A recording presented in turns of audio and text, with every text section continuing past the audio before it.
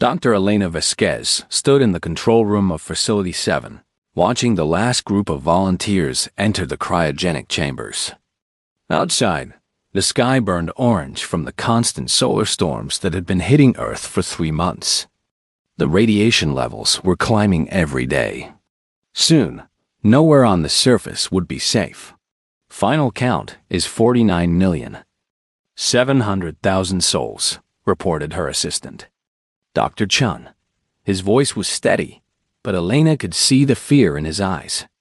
They all felt it. This was humanity's last chance. Elena walked to the massive window overlooking the chamber floor. Thousands of silver pods stretched out below them, each one containing a person who trusted that they would wake up in a better world.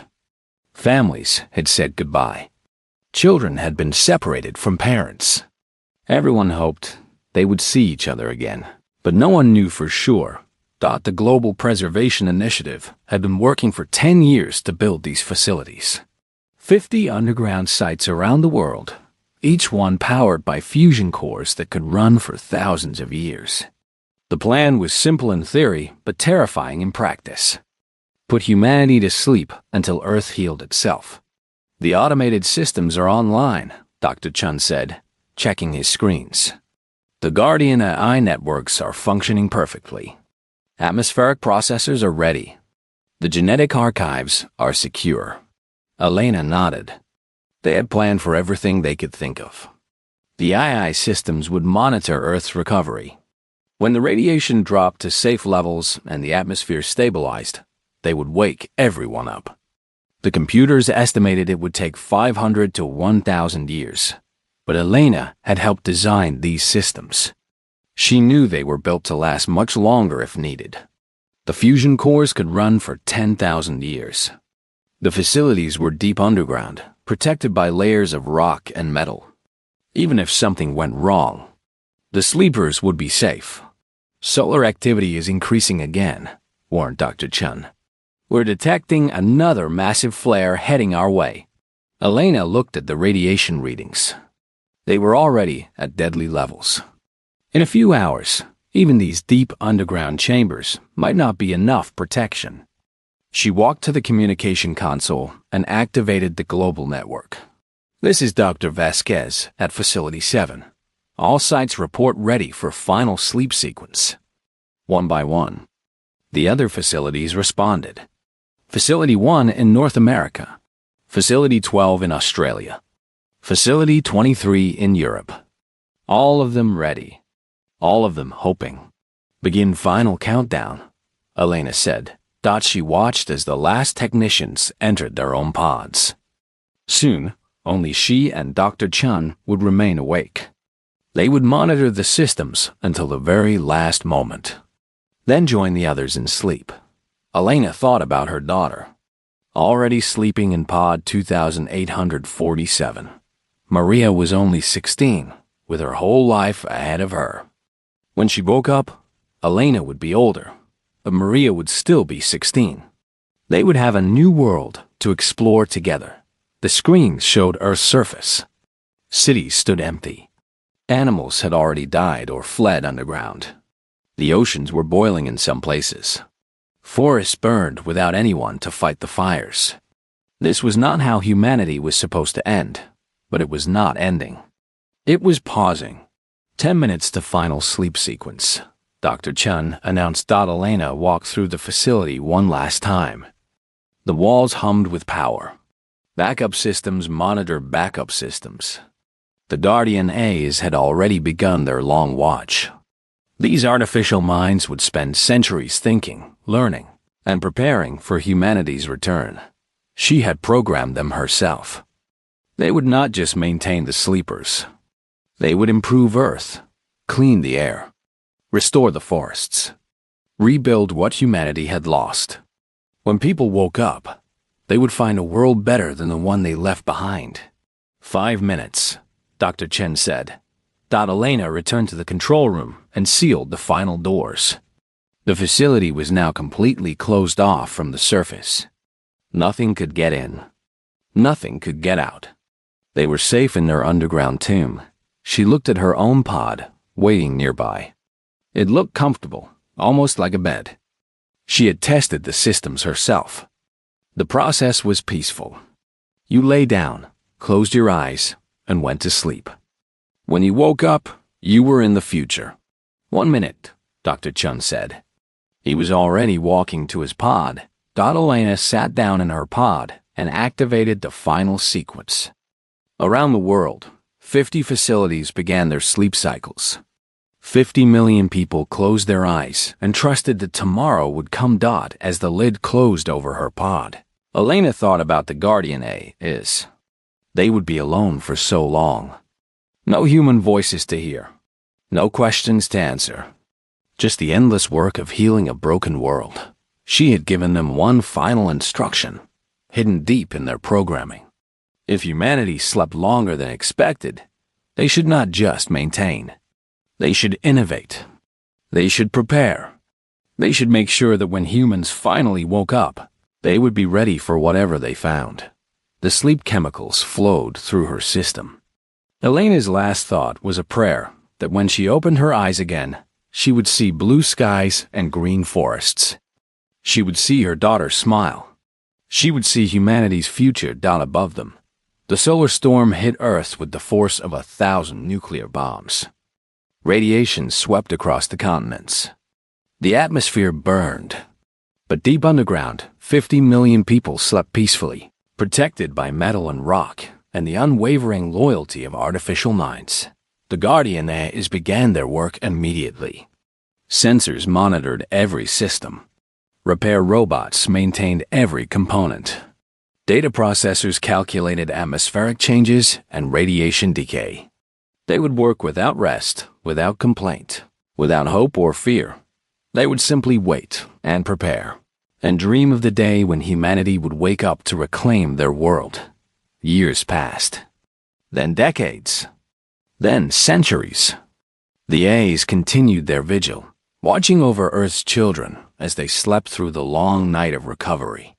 They did not know that they would wake much longer than anyone expected. They did not know that when humanity finally woke up, the galaxy itself would tremble. Captain Zethan of the Cathari Confederation adjusted his ship's sensors as they approached the outer edge of what the Galactic Archives called the Sol System. His crew of 12 scientists floated in the zero-gravity command center, their blue-scaled bodies perfectly adapted to life in space. "Another dead system survey," muttered his chief scientist, Dr. Vexara. "When will the Council stop sending us to look at ruins?" Zethan understood her frustration. This was their 15th dead world study this year. The galaxy was full of them. Planets where species had destroyed themselves before achieving faster than light travel.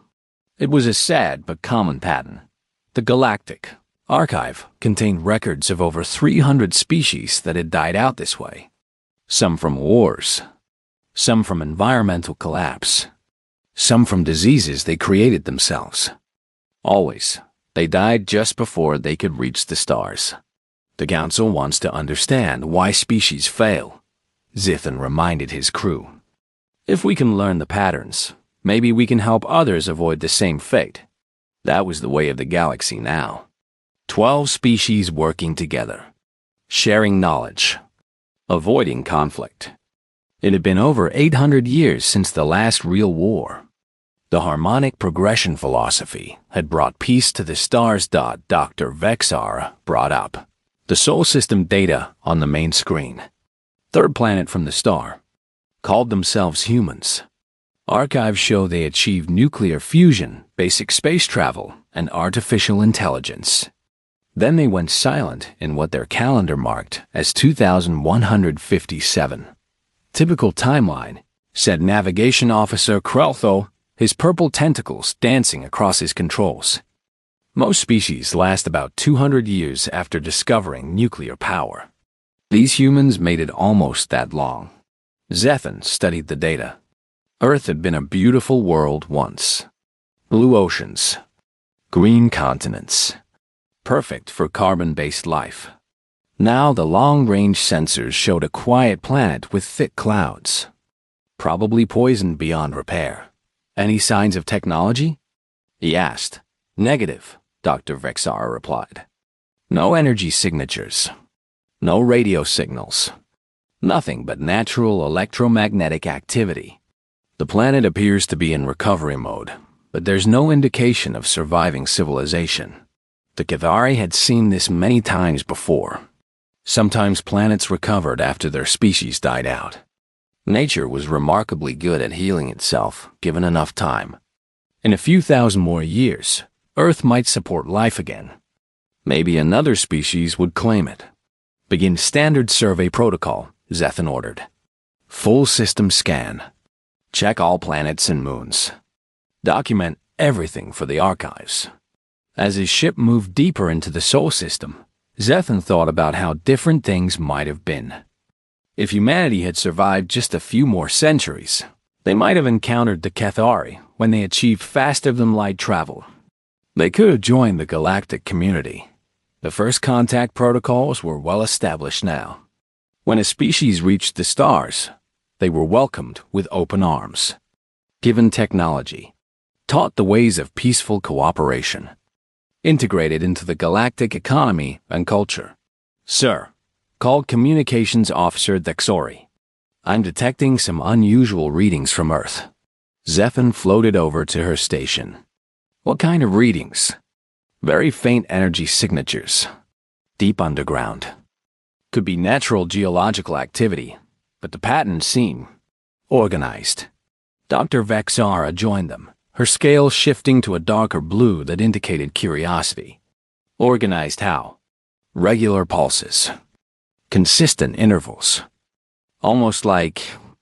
Dexori paused. Like a heartbeat. Zethan frowned. In 800 years of exploring dead worlds, they had never found anything like this. Could be automated systems. Sometimes civilizations leave machines running after they die out. Should we investigate? Dr. Vexara asked. Zethan considered this. The Galactic Accords were clear about disturbing dead worlds. They were to be observed and documented, but not interfered with. The galaxy had learned that touching the ruins of failed civilizations often led to problems, but this was different. If human machines were still functioning after 3,000 years, that was remarkable. It might provide valuable insights into why they failed. Take us into orbit, Zethan decided. Full passive scanning only. We observe, but do not interfere. As they approached Earth, Zethan was struck by how peaceful it looked. The thick clouds had broken apart in places, revealing blue oceans and green landmasses. The planet was definitely healing itself. Sir, Dexori said, her voice tense.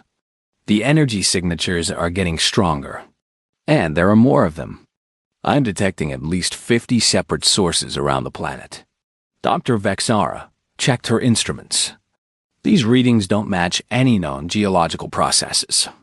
The energy patterns are too regular, too coordinated. Zethan activated the ship's long-range sensors. The images that came back made him pause. There were structures on Earth's surface. Not cities, but something else. Vast complexes of metal and crystal that definitely were not natural. How did we miss this in the archives? He wondered aloud. The last survey was over 2,000 years ago, Dr. Vexara replied. And it was done from the edge of the system. No one thought there was any reason to look closer. Navigation Officer Krolthos' tentacles were turning pale, which meant he was nervous. Captain, what if humanity didn't die out? What if they're still down there? Impossible, Dr. Vexara said quickly. No species has ever recovered from total collapse. The archives are very clear about this. Once a civilization falls, it stays fallen. But Zethan was not so sure. The energy readings were too strong, too organized. Something was definitely alive down there. The question was what? Begin detailed surface scans, he ordered. I want to know what those structures are. As the sensors swept across Earth's surface, a clearer picture began to emerge. The structures were not cities, but they were clearly artificial. They were connected by underground tunnels that stretched across continents. Energy flowed between them in patterns that suggested a vast network. "Captain," Bexry said, her voice barely above a whisper, "I think we need to report this to the Council immediately." Zethan nodded. This was beyond their mission parameters. If humanity had somehow survived and rebuilt, it would change everything the galaxy thought. It knew about dead worlds and failed civilizations. But as he prepared to send the message to the galactic capital, he wondered what they would find if they dug deeper. The energy readings suggested something far more advanced than anything humanity had possessed when they went silent. What had they become during their 3,000 years of silence?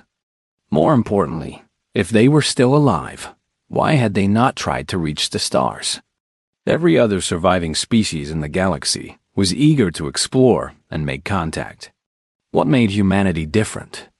Zethan looked at Earth floating below them and felt a chill run through his scales. Something told him that when they finally got answers to these questions, the galaxy would never be the same again. Deep below Earth's surface, automated sensors detected the alien ship and began sending signals through quantum communication networks.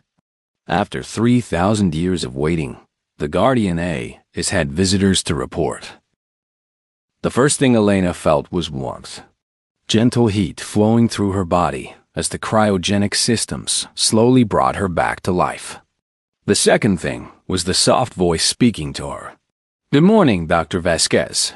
You have been asleep for 3,247 years. Please remain calm as your body adjusts to awakening." Elena's eyes opened slowly. The voice belonged to something that looked like a person, but she could tell it was artificial. Its face was kind and human-like, but too perfect to be real. "Status report," Elena managed to say, her voice rough from the long sleep. "Earth is fully recovered from the solar radiation crisis. Atmospheric conditions are optimal. All sleeper facilities are functioning normally. 49,698,000 humans are being awakened according to emergency protocols." Elena sat up carefully. Her body felt strange but strong. The AI had said 3,000 years. That was much longer than anyone had planned. Why so long? The estimates were for 500 to 1,000 years maximum. The AI's expression became more serious. "A secondary solar event occurred 700 years into your sleep. This extended the recovery time significantly. However, the delay has provided unexpected opportunities for advancement." Elena looked around the medical bay where she had awakened. Everything looked more advanced than she remembered. The walls seemed to be made of some kind of living metal that shifted and glowed softly. The medical equipment was sleek and integrated in ways that their old technology never achieved. What kind of opportunities? During your sleep, the Guardian AI networks have been developing new technologies based on your original research. We have achieved significant breakthroughs in nanotechnology, energy production, and biological enhancement. We have also detected the presence of other intelligent species in the galaxy. Elena's heart raced. Other species? Humanity was not alone? The AI continued. 12 species currently exist in a galactic confederation. They achieved faster than light travel approximately 800 years ago. They consider Earth a dead world. They do not know humanity survived. Elena stood up and walked to a window. Outside, she could see blue skies and green forests. Earth looked more beautiful than she had ever seen it. But in orbit above, she could see structures that definitely were not human in design. "There's an alien ship above us right now?" "Yes, a Kethari science vessel conducting a routine survey of dead worlds. They detected our energy signatures and are currently scanning the planet. This triggered our awakening protocols." Elena felt her old emergency training kick in. This was humanity's first contact with alien life. Every decision she made now could affect the future of both species. Wake the emergency council first. Then begin awakening teams in order of priority. I want our best scientists, diplomats, and engineers awake within 6 hours. Already in progress, Dr. Vasquez. Dr. Chun is awakening now. Ambassador Williams will be conscious within the hour. May I suggest you review the cultural and technological data we have gathered about the Galactic Confederation? Elena spent the next 4 hours learning about the galaxy humanity had missed. 12 peaceful species who had formed a confederation based on cooperation and harmony. They had eliminated war, poverty, and most diseases. They shared technology freely and worked together to solve problems.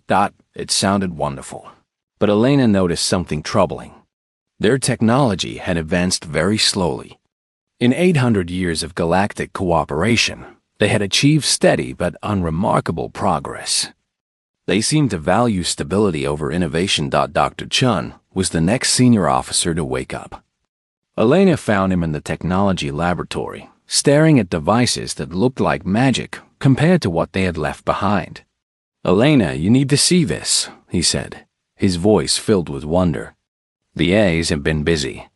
We have manufacturing capabilities that can reshape matter at the atomic level. Energy systems that tap directly into quantum vacuum. Medical technology that can repair any injury or disease." Elena joined him at the laboratory windows. Below them, machines that looked more like living creatures than robots were assembling complex devices from raw materials. Everything moved with fluid grace, as if the technology had evolved rather than been designed. How is this possible? The eyes had 3,000 years to think and experiment. They've been learning, innovating, and building without any limitations. When we went to sleep, we had good technology. When we woke up, we have technology that borders on miraculous. Ambassador Williams arrived an hour later. She was a tall woman with sharp eyes who had been humanity's lead negotiator before the sleep. Elena briefed her on the situation while they watched the alien ship in orbit. "So we have advanced technology and they think we're dead," Williams said. "That gives us advantages and disadvantages.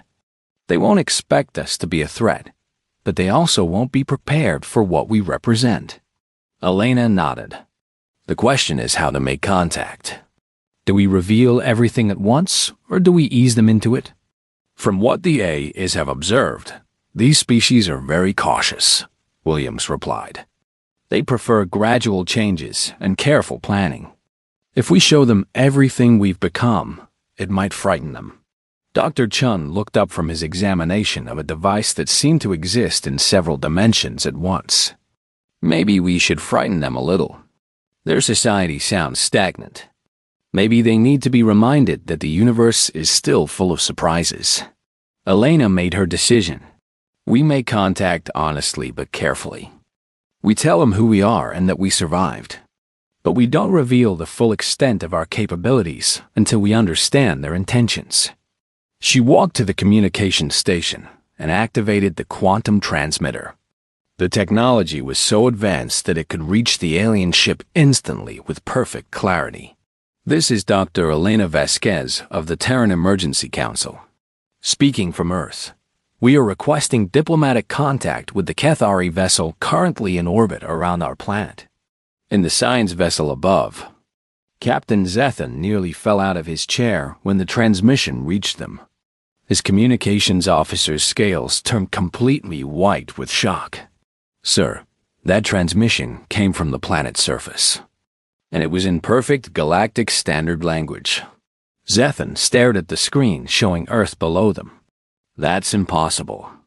The archives clearly state that humanity died out over 3,000 years ago." "Sir," his navigation officer said, his tentacles trembling. "What if the archives are wrong? What if humanity didn't die? What if they've been down there all this time?" Dr. Vexara was running emergency scans of the planet. "Captain, I'm detecting massive energy signatures across every continent. These readings suggest technology levels far beyond anything we've seen from a recovering civilization." Zethan took a deep breath and activated his communication system. "This is Captain Zethan of the Cathari Confederation science vessel Peaceful Discovery. We were not aware that Earth still contained intelligent life. On behalf of the Galactic Confederation, I welcome you back to the community of stars. In the facility below, Elena smiled for the first time in 3,000 years. Thank you, Captain Zethan. We have much to discuss. Would you care to join us on the surface? I believe we have some surprises for each other.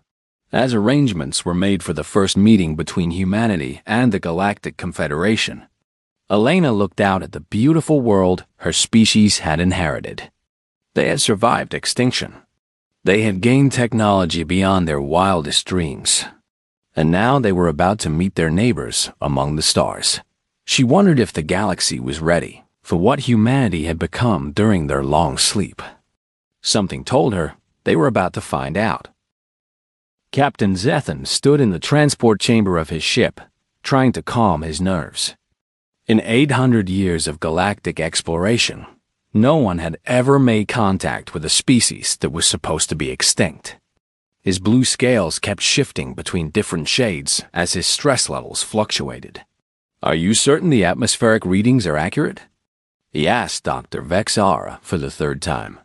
"Completely certain," she replied, checking her instruments again. "Earth's atmosphere is not just habitable, it's perfect. Better than most Confederation worlds. The oxygen levels, temperature, and pressure all ideal." "What I don't understand," said Navigation Officer Kreltho, "is how they learn Galactic Standard. We've been monitoring their communications for the past 6 hours, and they speak it better than some Confederation species." That was indeed puzzling. Galactic Standard had been developed 400 years ago by combining elements from all 12 Confederation languages. How could humans know it when they had been isolated for 3,000 years? The transport beam activated, and Zethan found himself standing in what appeared to be a vast garden. But as his eyes adjusted, he realized it was something much more impressive. They were inside a massive underground facility, but the ceiling showed a perfect projection of blue sky and clouds. Flowers and trees grew everywhere, but they were unlike anything in the galactic archives. "Welcome to Earth," said a human female approaching them. She was tall with dark hair and intelligent eyes. "I'm Dr. Elena Vasquez. Thank you for accepting our invitation."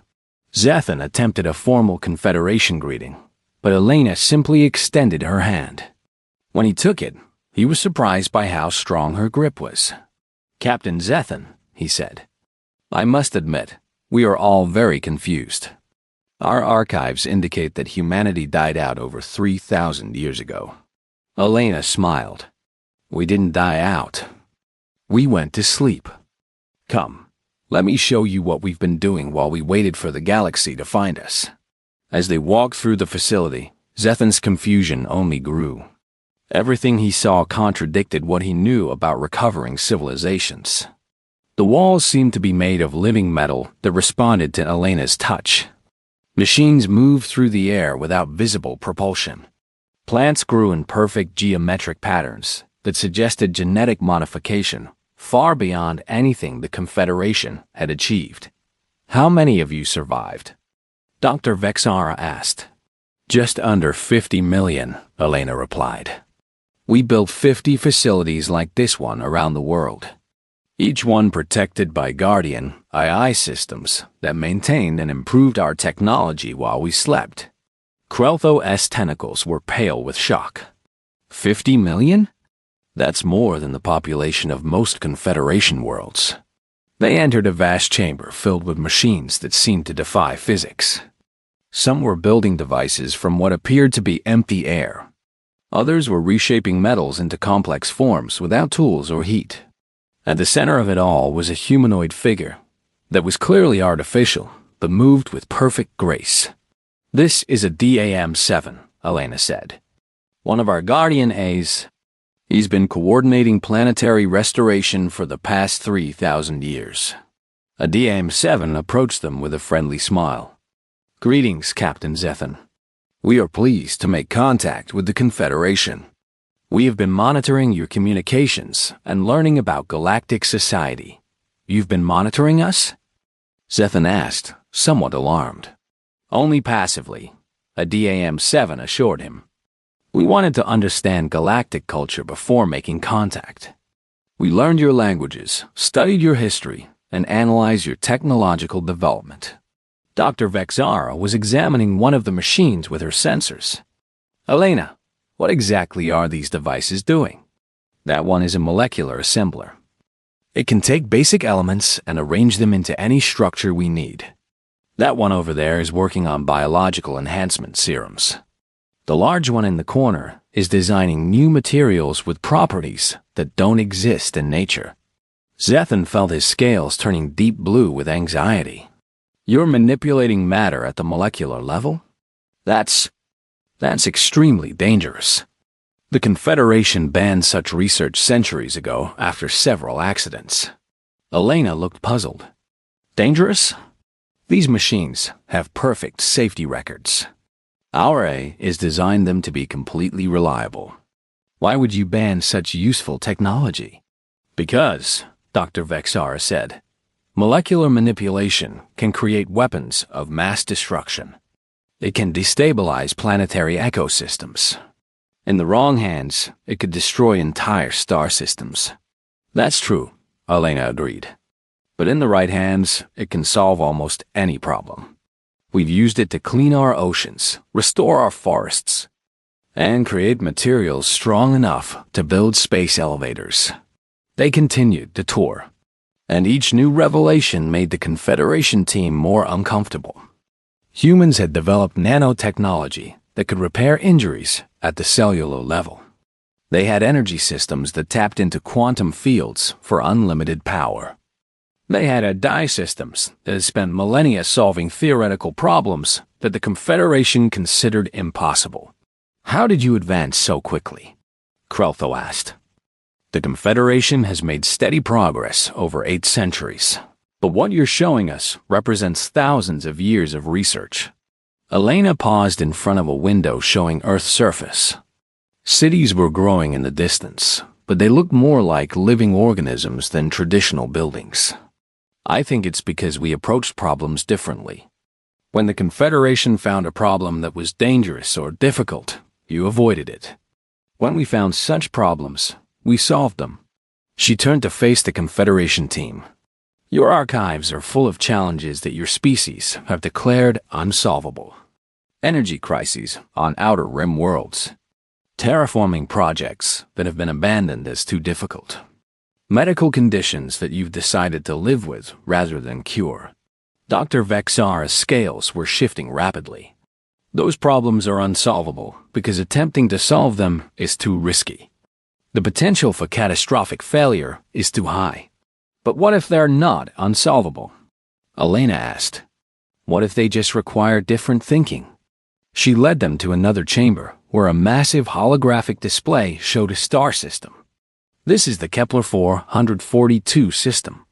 According to your records, you attempted to terraform the second planet, but gave up when you encountered the tidal locking problem.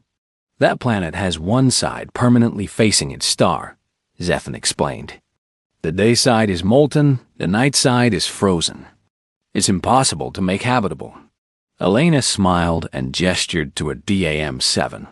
The AI manipulated the holographic display, showing a series of massive orbital mirrors and atmospheric processors. Not impossible, difficult. You could use a network of mirrors to redirect sunlight to the dark side while shading the bright side. Atmospheric processors could create wind patterns to distribute heat evenly. It would take about 50 years and require moving several asteroids, but the end result would be a perfectly habitable world. The Confederation team stared at the display in shock. Moving asteroids? Dr. Vexara whispered. That would require energy levels that could destabilize the entire star system. Only if done incorrectly, Elena replied. But with proper planning and the right technology, it's just an engineering problem.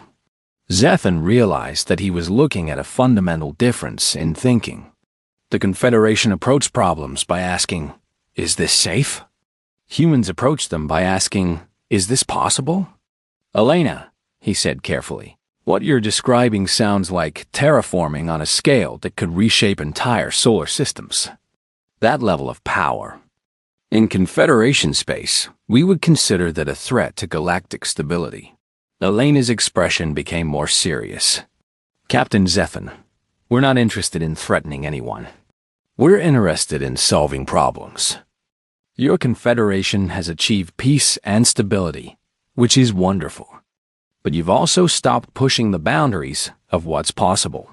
She gestured to another display showing energy readings from around the galaxy. According to our scans, several of your worlds are facing energy crises. Your terraforming projects have stalled. Your medical technology hasn't advanced significantly in 3 centuries. You've chosen safety over progress. And what's wrong with that? Dr. Vexara asked defensively. Nothing, if safety is your primary goal. But what happens when you face a problem that can't be solved by playing it safe? What happens when you need to push boundaries to survive? A DM-7 stepped forward. If I may, Dr. Vasquez, perhaps we should explain about the Devourers. Elena nodded. Adam, show them the deep space scans. A new holographic display appeared, showing the edge of the galaxy. Dark shapes were moving between the stars, heading toward Confederation space. What are those? Zephan asked, though something about the shapes filled him with instinctive dread. Ancient machines from outside the galaxy, a DAM-7 explained. They return every million years to harvest advanced civilizations. According to our analysis of Confederation archives, they were last seen 1,300,000 years ago. They're coming back. The Confederation defeated them before? Dr. Vexara said, but her voice lacked confidence. Barely, Elena replied, and at tremendous cost. Entire star systems were sacrificed to drive them back. This time, they're coming with larger forces. Zevin felt his scales turn completely white with fear. How long do we have? About 18 months before they reach the outer Confederation worlds, a DAM-7 said. The Galactic Council chamber on the Confederation capital world of Harmony had never been so tense. Representatives from all 12 species floated, sat, or hovered around the central platform where Elena stood. For 6 months, they had been debating humanity's proposals for dealing with the approaching Devourers. The human suggestions are too extreme, declared Prime Minister Veltash of the Zarian Collective, her crystalline form pulsing with agitated light patterns. They want to weaponize entire star systems. They want to move planets. They want to turn asteroids into manufacturing centers capable of building fleets in weeks rather than decades. Elena remained calm despite the criticism. She had expected resistance. The Confederation had spent centuries perfecting the art of careful, measured responses to problems.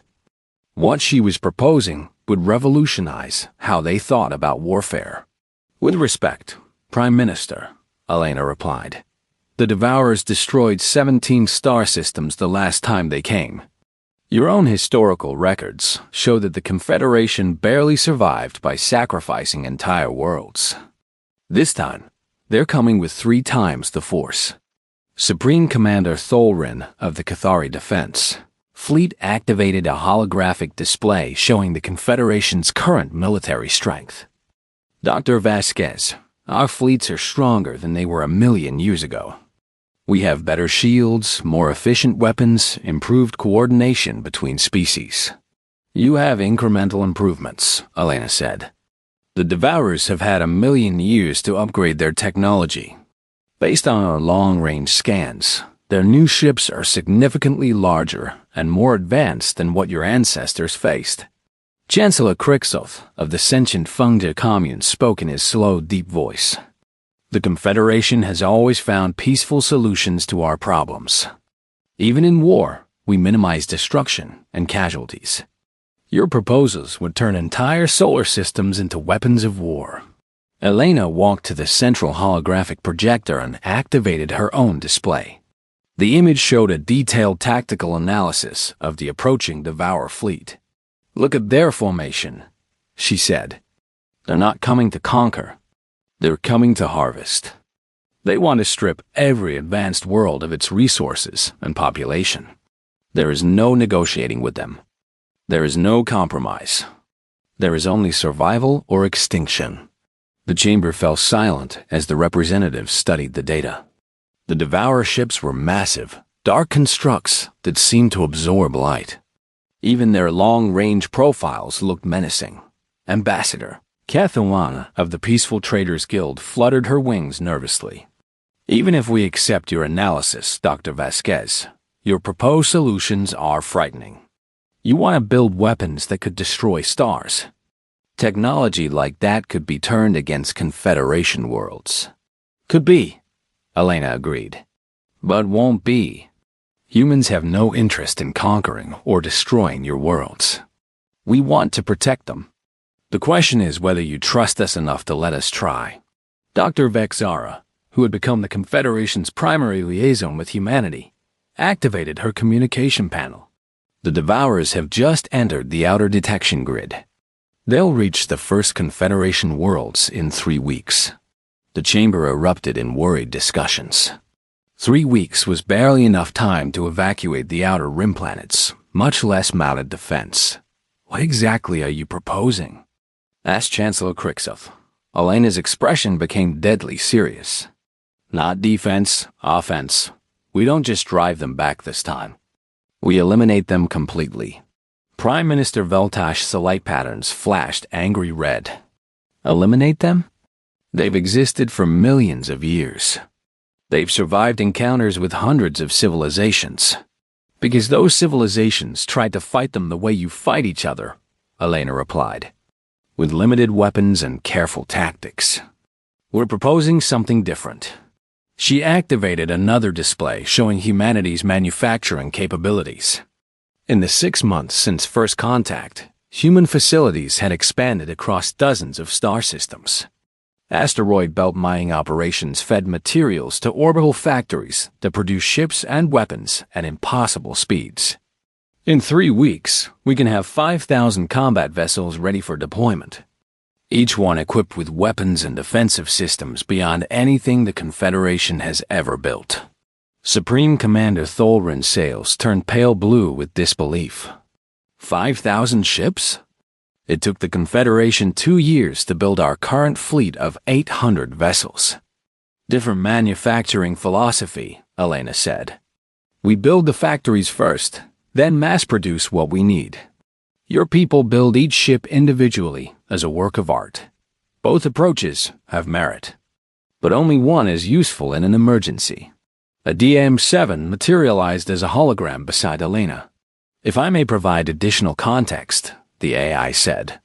Humanity has also developed new weapons specifically designed to counter Devourer technology. We have analyzed their previous attacks and identified critical vulnerabilities. What kind of weapons? Asked Ambassador Cthulhu. Adam 7 activated a new display showing weapons that looked unlike anything in the Confederation arsenal.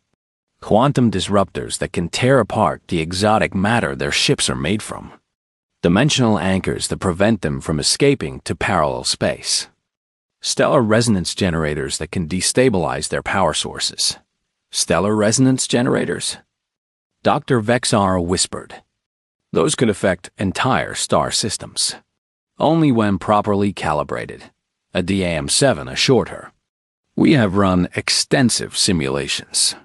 The weapons are precise and controlled. Elena could see the fear and uncertainty in the faces around her. The Confederation species had never dealt with problems on this scale. They were used to solutions that involved compromise and minimal risk. I know our methods seem extreme, Elena said, but consider the alternative. If we fail, every advanced civilization in the galaxy dies. Your children, your cultures, your histories, all of it disappears.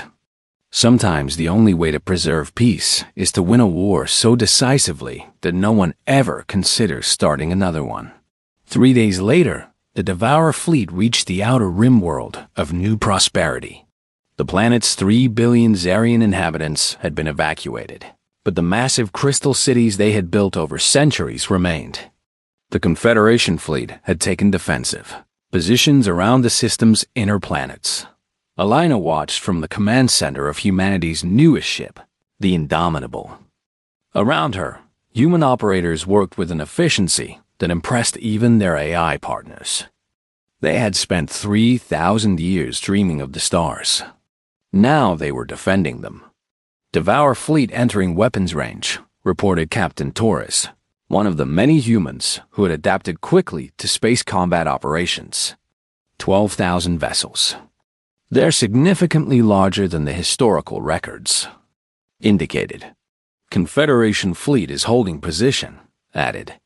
Communications Officer Park. Supreme.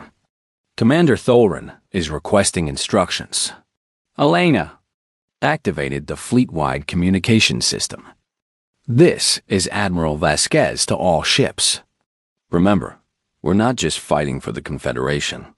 We're fighting to ensure this never happens again. Begin Operation Daybreak. What followed was unlike any battle in galactic history. Humanity's ships didn't engage in the careful, long-range dueling that characterized Confederation warfare. They moved in coordinated swarms, using their superior speed and maneuverability to get close to Devour vessels. The quantum disruptors proved devastatingly effective. Devour ships that had withstood Confederation weapons for hours dissolved in seconds when hit by the new weapons. When groups of Devourers tried to retreat into parallel dimensions, dimensional anchors dragged them back into normal space where human weapons could reach them. But the most impressive moment came when the Devour command ship, a massive construct the size of a moon, attempted to harvest energy directly from the system's star. ADAM-7 activated a stellar resonance generator, and the star itself seemed to reject the alien technology. Massive solar flares erupted precisely where the Devour ship was positioned. The battle lasted 4 hours. When it was over, the entire Devour fleet had been destroyed. Not driven back. Not defeated temporarily. Completely eliminated. In the Confederation Command Center, Supreme Commander Thorin stared at the tactical display in amazement. In 800 years of Confederation military history, we've never achieved a victory this complete. Dr. Vexara was running scans of the battlefield. The Devourers aren't just retreating. They're gone. Their command ship is destroyed. Their manufacturing vessels are scrap. Without their central coordination, the remaining Devour forces in deep space won't be able to organize another attack. Elena appeared on their communication screen from her ship. The immediate threat is over, but our work isn't finished. We're going to track down every remaining Devour facility in the galaxy.